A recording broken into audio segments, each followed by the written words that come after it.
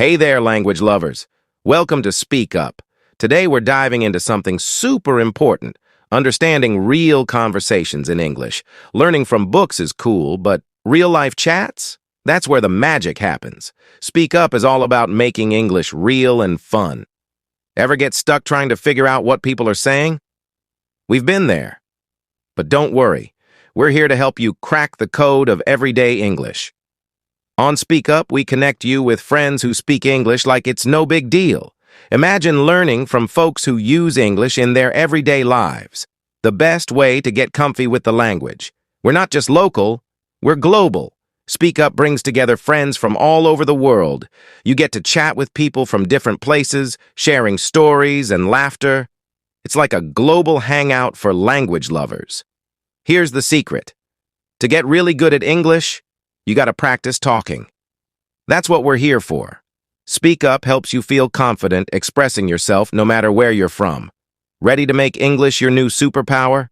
Hit that subscribe button, join the Speak Up family, and let's have some language fun together. Thanks for hanging out with Speak Up, where talking English is a blast. What are you doing, Claire? I'm trying to write a letter of complaint. Why? You see, I ordered this cassette player from a catalogue and it doesn't even play. Not only that, it was advertised as being fully guaranteed, but there's no kind of guarantee with it. Did you contact customer services? Oh, yes. I called them a week ago, but nothing has been done so far. In other words, you think you've been ripped off? Well, yes, but of course I can't say that in a letter. It sounds rude. Yes, you're right. Anyway, just start by saying I'm writing to complain about the cassette player which I received. Say when you got it. We already know your complaints. It doesn't work and there's no guarantee. So put those as the reasons why you're complaining. What next? You should say what you expect them to do to resolve the matter.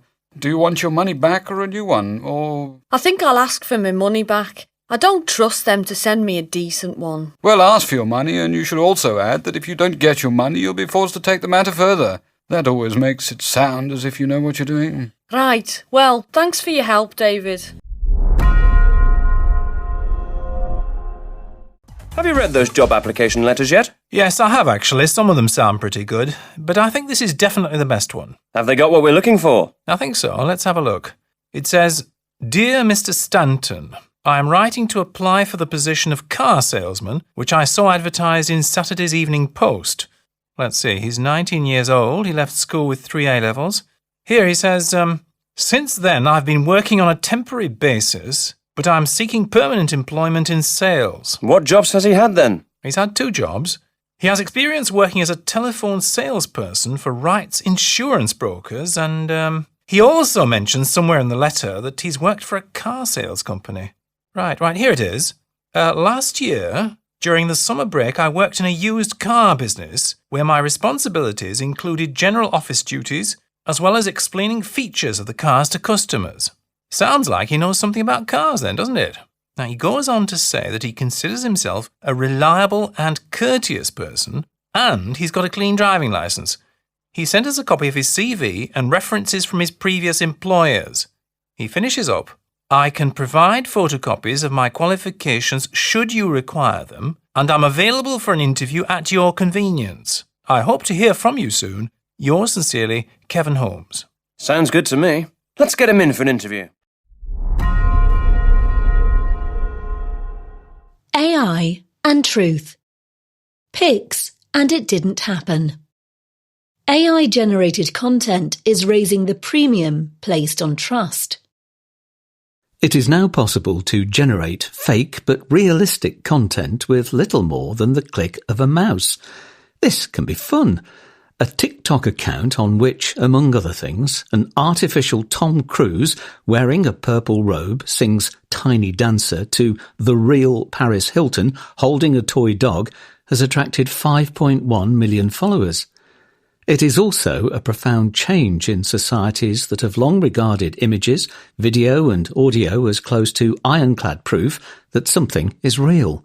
Phone scammers now need just 10 seconds of audio to mimic the voices of loved ones in distress. Rogue AI-generated Tom Hankses and Taylor Swifts endorse dodgy products online, and fake videos of politicians are proliferating. The fundamental problem is an old one. From the printing press to the internet, new technologies have often made it easier to spread untruths or impersonate the trustworthy. Typically, humans have used shortcuts to sniff out foul play. One too many spelling mistakes suggests an email might be a phishing attack, for example. Most recently, AI-generated images of people have often been betrayed by their strangely rendered hands. Fake video and audio can sometimes be out of sync. Implausible content now immediately raises suspicion among those who know what AI is capable of doing. The trouble is that the fakes are rapidly getting harder to spot. AI is improving all the time as computing power and training data become more abundant.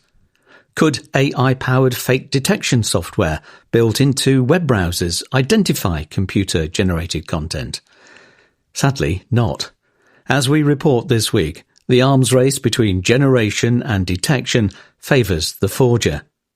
Eventually, AI models will probably be able to produce pixel-perfect counterfeits, digital clones of what a genuine recording of an event would have looked like had it happened. Even the best detection system would have no crack to find and no ledge to grasp.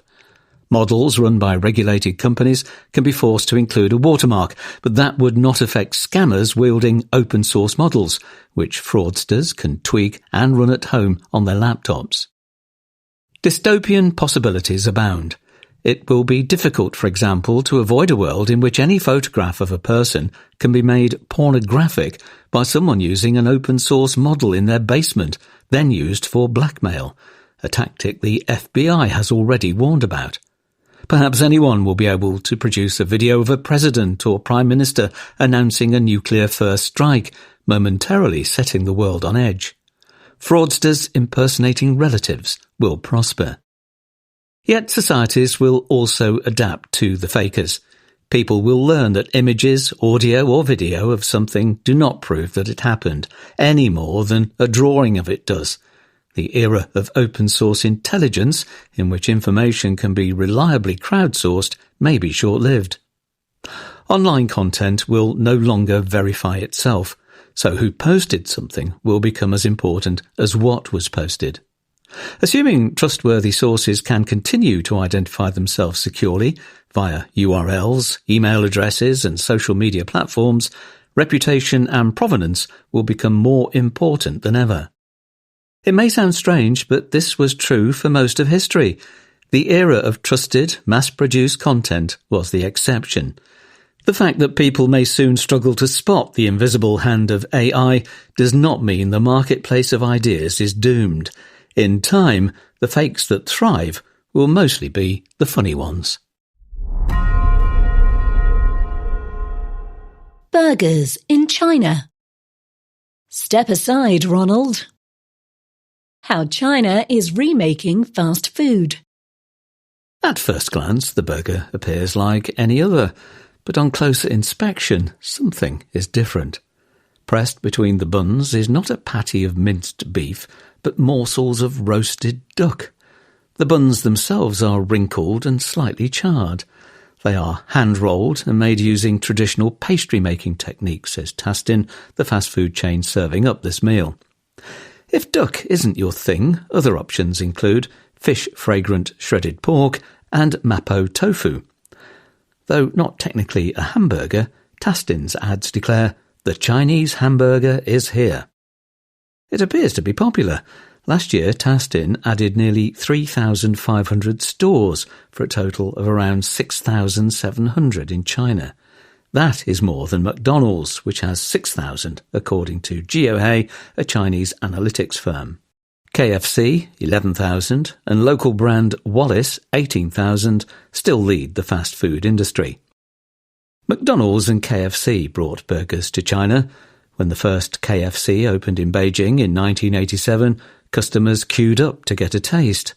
Back then, the fast food chains targeted well-off Chinese, but as incomes rose, such meals grew more affordable.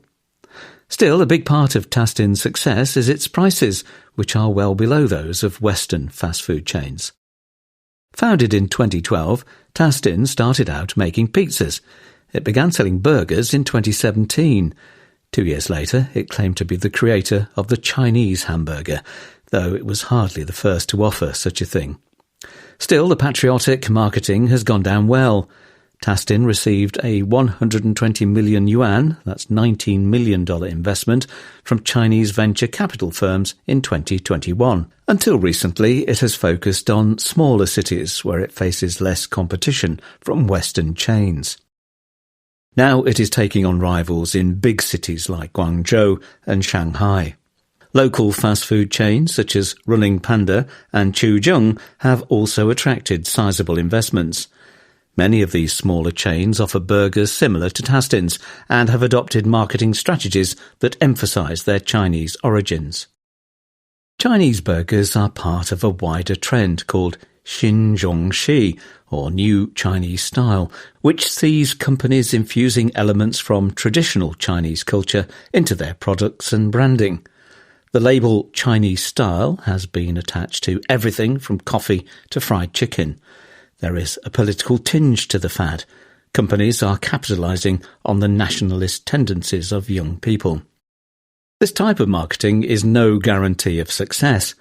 Tea houses in China date back hundreds of years, but some that have opened recently under the Chinese style banner are still struggling. So too are some vendors of steamed buns, which originated in China long ago. It is perhaps less of a surprise that Chinese-style ice cream has not taken off. The label can often seem like a gimmick attached to products that have little to do with traditional culture. One might say the same about burgers. Good thing Tastins are cheap. We hope you have enjoyed our program. Subscribe for more helpful content and come to learn English with us.